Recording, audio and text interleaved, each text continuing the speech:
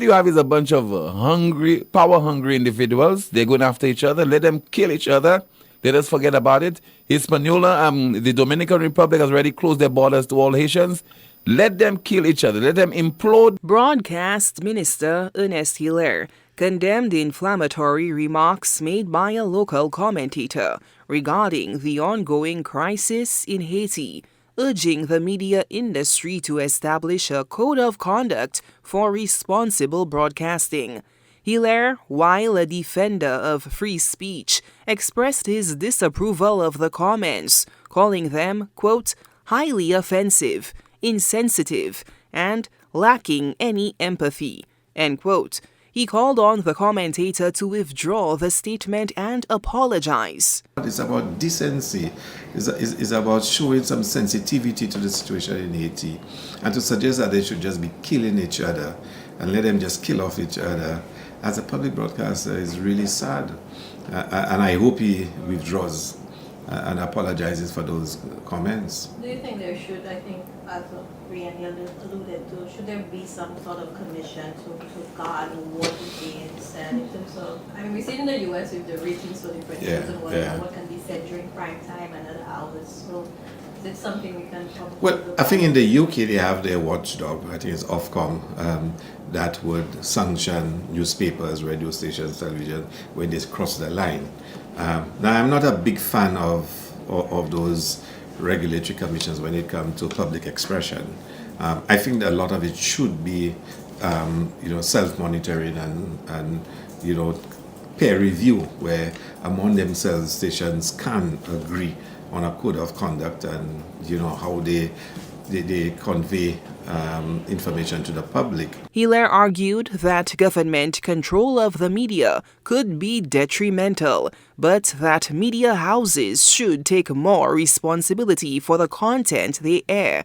The minister acknowledged a lack of oversight within the media landscape and expressed his belief that media houses should be held accountable for their content. But he believes the politicians should not be involved. If collectively the practitioners can agree on the benchmarks, what are the triggers that will say, look, you've crossed that line now? I don't want to define that line for them. I don't want to, because I'm a politician. I don't want to. I have my views on it. But my point I'm trying to make is, as professionals, certainly y'all can sit down and agree that if a host says, a public broadcaster says to people, y'all can go and kill each other, I just leave these people alone, just go and kill each other, that cannot be acceptable. That's different to saying, as a Philippe stupid, me tell know what he about, and as a prime minister, made loss. That's different. One can say, if you condemn the speaker for saying about Philippe, it might be partisan, because he's your man, he's your prime minister, and you might feel you're insulting him to say that. But he's a public figure. But it's a different thing when you call on people, the young people should go and shoot all them politicians and things like that. Nobody can convince me that's not crossing the line. But while some practitioners argue about the merits of content moderation, others point out that there must be some form of state oversight. Hilaire, who mentioned the upcoming information bill, which aims to address issues related to media regulation, acknowledged stakeholder concerns regarding the current version. I think the first 2 years in government, we focused heavily on tourism, the tourism development bill, the community tourism bill.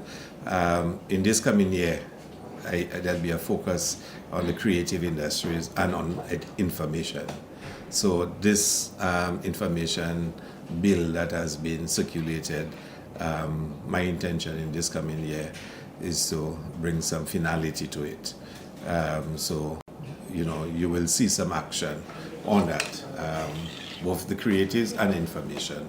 The last government had done quite a lot of work on it, and they still have a lot of stakeholders who don't like the version that's on the table.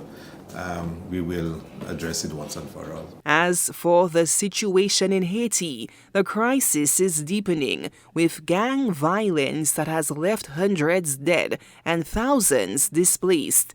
the country faces its worst crisis in years, with gangs blocking access to fuel and supplies, leading to shortages of basic goods and a breakdown of essential services.